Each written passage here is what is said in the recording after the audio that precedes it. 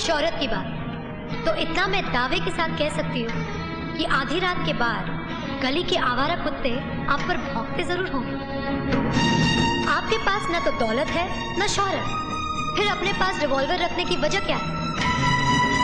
वजह यह है कि आप एक घटिया किस्म के इंसान हैं। आप गुंडे हैं। तू मुझे घटिया इंसान और गुंडा कह रही है? मैंने तो फिर भी कुछ अच्छा कह दिया। आपके ससुराल वाले तो आपको कुछ और ही कहते हैं। क्या कहते हैं वो?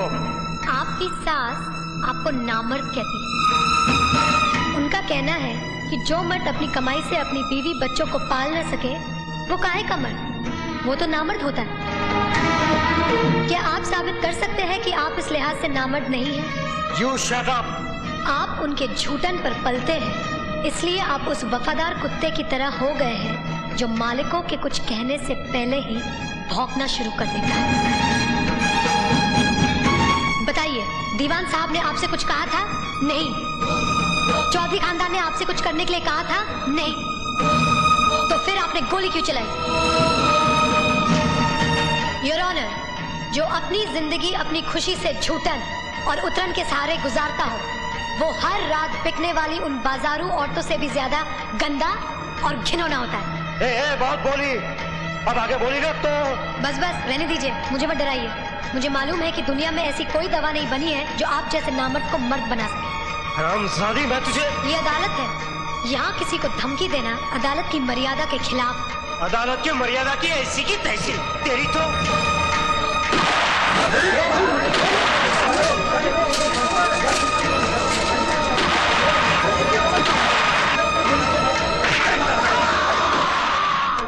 आइए आइए।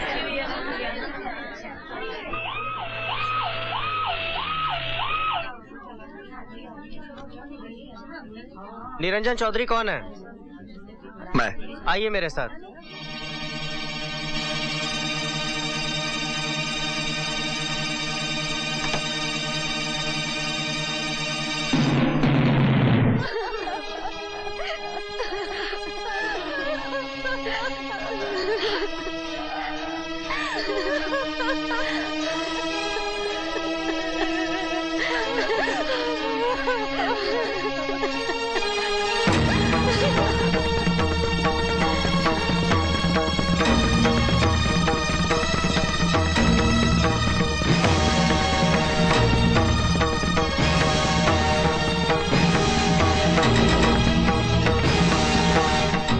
मानी पुरानी सासू जी,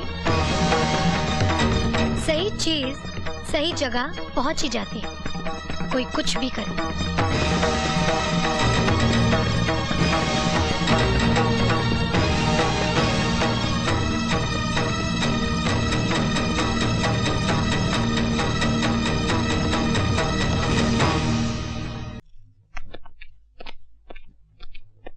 नमस्ते सेठ जी। आप अंकुश चौधरी के श्राद्ध में नहीं आए? मैं खूनियों और बदमाशों के श्राद्ध में नहीं जाता। तब तो बहुत अच्छा किया आपने। अब जो होना था वो हो चुका, अब जो होना है वो हो जाना चाहिए। शादी की नई तारीख निकलवा लें। ये शादी अब नहीं होगी। नहीं नहीं, ऐसा मत कहिए सेठ जी। हमने जो कह दिया वो कह दिया। नहीं सेठ जी, शादी की तैयारी में हमने लाखों रुपए खर्च किए हैं, ऊपर से जात बिरादरी में नाक कट जाएगी। ऐसा मत कीजिए, ये रिश्ता मत तोड़िए। मैं आपके हाथ जोड़ता हूं, पांव पड़ता हूं। हमारी इज्जत का कुछ तो ख्याल कीजिए।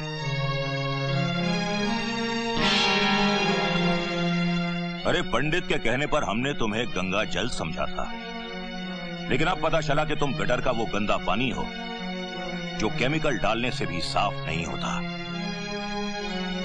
चले जाओ यहां से। आजा आजा मेरे प्याले प्याले बच्चों। अच्छा अच्छा, पापा भी चलेंगे, बिल्कुल चलेंगे।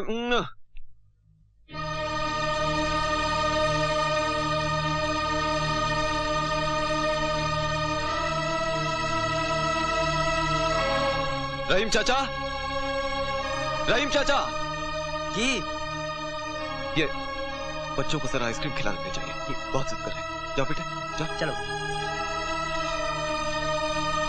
सुनिए। आप नाश्ता कर लीजिए, मैं नहाने जा रही हूँ।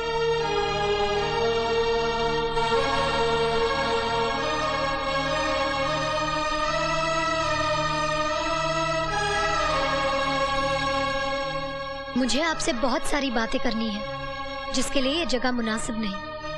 हम कहीं और मिलेंगे। देखो, पूरे 1 महीने के बाद मेरी बीवी और बच्चे घर लौटे हैं।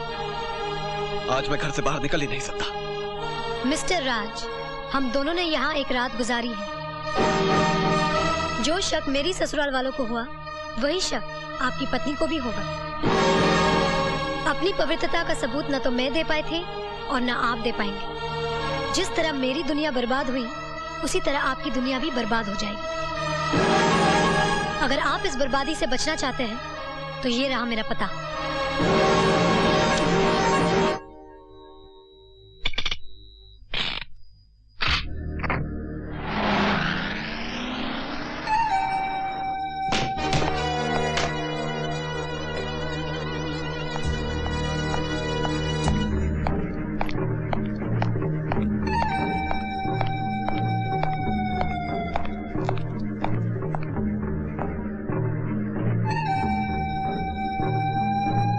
एक बात याद रखना, अगर तुमने मेरे परिवार में जरा भी जहर घोलने की कोशिश की, तो मैं तुम्हारी कहानी ही खत्म कर दूंगा। खुद तो मेरी जिंदगी में तूफान बनकर आए और तिनका तिनका बिखेर दिया, और आज जब खुद के घर में जरा सी हवा चली, तो पत्ते की तरह कांप गए और रिवॉल्वर निकाल लिया। चलाइए, गोली चलाइए। गोलियों से न तो कहानी खत्म होती है और न ही पाप मिटता है।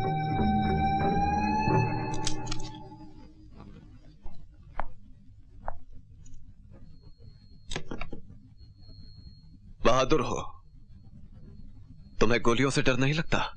जिस औरत का न भाई हो, न बाप, न शौहर, न समाज, वो औरत औरत नहीं रहती, लाश बन जाती है। और लाश गोलियों से नहीं डरती। और इन सब के जिम्मेदार तुम हो। मैं तुम्हारी बर्बादी नहीं चाहता था। फिर मुझे बर्बाद क्यों किया? मेरी एक बहन थी, राधिका। वो निरंजन से प्यार कर बैठी और उससे शादी करना चाहती थी, लेकिन निरंजन ने उसे ठुकरा दिया और उसने आत्महत्या कर ली। बात यह है कि भैया पर बहुत सी लड़कियां मरती थी। एक थी राधिका, उसने तो भैया के लिए अपनी जान ही दे दी। मैंने अपनी बहन की चिता पर कसम खाई थी कि मैं निरंजन को कभी शादीशुदा जिंदगी का सुख भोगने नहीं दूंगा। तुम्हारी वजह से उन्होंने मुझे बदचलन आवारा साबित करके घर से निकाल दिया। मैं एक बहू नहीं रही, मेरा बाप नहीं रहा, मेरा बच्चा नहीं रहा। मिस्टर राजेश्वर, तुम एक बेटी, एक बहू और एक माँ, तीनों के मुजरिम हो।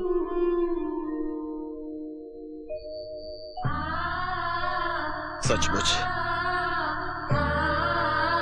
बदले की भावना में मैं अंधा हो गया था। मैं ये सोच भी नहीं पाया कि जो आग में लगा रहा हूं वो और किस किस को जलाएगी। मैं तुम्हारा गुनहगार हूं पूजा। तुम मुझे जो सजा देना चाहो दे सकती हो। अब मैं हर कीमत पर उनसे बदला लेना चाहती हूँ, और इस बार अगर कोई भी कीमत चुकानी पड़े तो वो कीमत मैं चुकाऊंगा। रामोतार की बीवी खेतों पर काम कर रही है। क्या?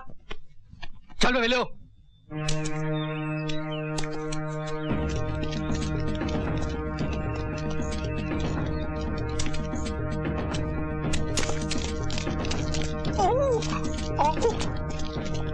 तेरी इतनी हिम्मत, निकल जा मेरे खेत से।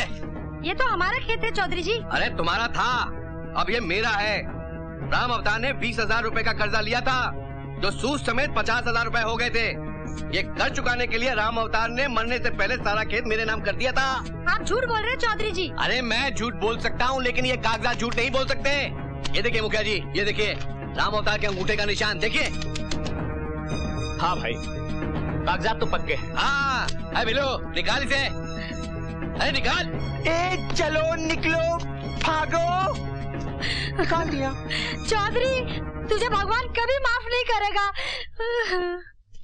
चौधरी जी, ओ चौधरी जी, मैं ये पूछ रहा था कि राम अवतार जी की तो तुमसे पटती भी नहीं थी, वो तो तुम्हारे दरवाजे पे थूकने भी नहीं आता था, मतलब आता नहीं था, फिर उसने कर्जा कभी लिया तुमसे, और वो कागजात पर निशान कब लगाया? बीच में मत बोल। कमाल है, और बनने में अभी बीच में बोलते हैं मगर आप उन्हें कुछ नहीं डांटते। हाँ नहीं डांटता, इसलिए कि वो मर्द है। तू मर्द है क्या? मुखिया जी साले को क्या मालूम कि राम अवतार एक इज्जतदार आदमी था, और हर इज्जतदार आदमी कभी किसी के सामने नहीं, हमेशा छुपकर कर्जा लिया करते हैं। क्यों मुखिया जी, जब आपकी बेटी की शादी हुई थी तब आपने भी तो। हाँ चौधरी साहब सच कह रहे हैं। पंचायती करने आया था साला। इतने भी हमारी बेइज्जती मत कीजिए चौधरी साहब। क्या करेगा? क्या करेगा तू? आंख दिखाएगा? दिखाएगा आंख?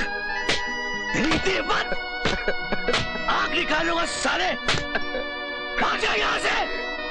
कभी मेरी दुकान पर आया तो। देखो साईं, अगर 2 दिन के अंदर तुमने फैक्ट्री नहीं खरीदा तो मैं किसी दूसरे को दे दूंगा।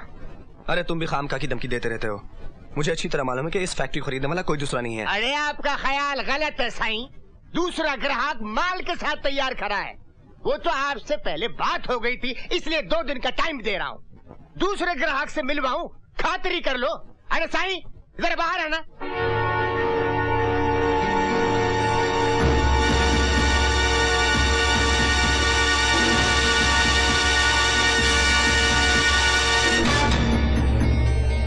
ये तो अभी पूरा पेमेंट देने को तैयार है, लेकिन मैंने आपको जबान दी है इसलिए 2 दिन दे रहा हूँ। और बिजनेस में जबान की बड़ी कीमत होती है।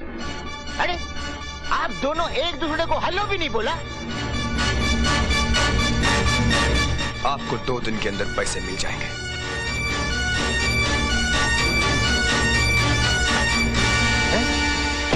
साईं, आपको देखते ही निरंजन की आंखों में खून उतर आया था, और उसे देखते ही मुझे अपना खून याद आ गया था।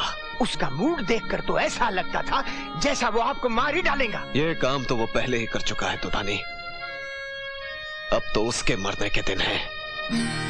अब तो उस फैक्ट्री को खरीदना जरूरी हो गया है। वो भी उस फैक्ट्री को खरीदना चाहता है। कौन? वही जिसके पास पूजा गई थी। मैं उसके पास वो फैक्ट्री नहीं जाने दूंगा। ये मेरी मान का सवाल है। तू चिंता क्यों करता है बेटा? अपने बेटे का मान रखने के लिए एक माँ कुछ भी कर सकती है।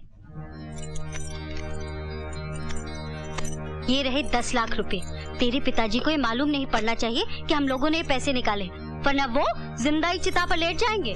ये रहे 10 लाख रुपए कैश, और ये रहा बैंक का 20 लाख रुपए का चेक। पेमेंट पूरा हो गया। हो गया साईं, बिल्कुल हो गया। और ये मेरी तरफ से फैक्ट्री के कागज। मिस्टर निरंजन, बहुत बहुत मुबारक हो। अरे भाई कांग्रेचुलेशन। आप ये बताइए कि आप यहाँ रिपोर्ट लिखवाने आए हैं या आंसू पुछवाने? अगर तो आंसू पुछवाने आए हैं तो ये लीजिए रुमाल, पूछिए आंसू और दफा हो जाइए यहाँ से। नहीं नहीं, मैं तो रिपोर्ट लिखवाने आया हूँ जी। मेरी तिजोरी से 10 लाख रुपए चोरी हो गए। मैं कंगाल हो गया हूँ जी, कंगाल। बस बस, चिंता मत करो। इतना याद रखो मियाँ, चिंता और चिता में एक चिविंदी का फर्क है। अगर आपने इनको 10 लाख रुपया दिलवा कर चिंता से छुटकारा नहीं दिलवाया तो ये चिता पर लेटकर अपनी जान दे देंगे। मरने की तब सोचना जब घर में पैसे हों, वरना शराब भी ठीक तरीके से नहीं होगा और आत्मा को शांति भी नहीं मिलेगी। जी आप ठीक कह रहे हैं। किसी पे शक? कौन सी मारू? ए बीच की मारना।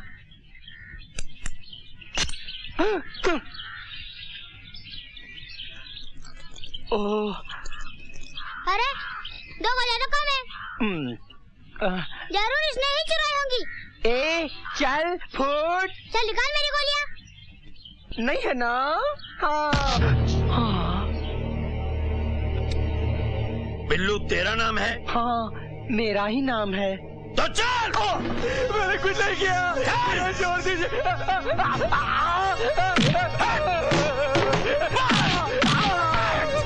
मैं शरीफ आदमी हूँ, हर हरामी लगता हूँ ना? हरामी लगता नहीं, हरामी हूँ, बहुत बड़ा हरामी। इसने तो मेरी मार खाता ही गूंगे भी ठुमरी गाने लगते हैं। चल चल जल्दी से उगल दे, चल चल।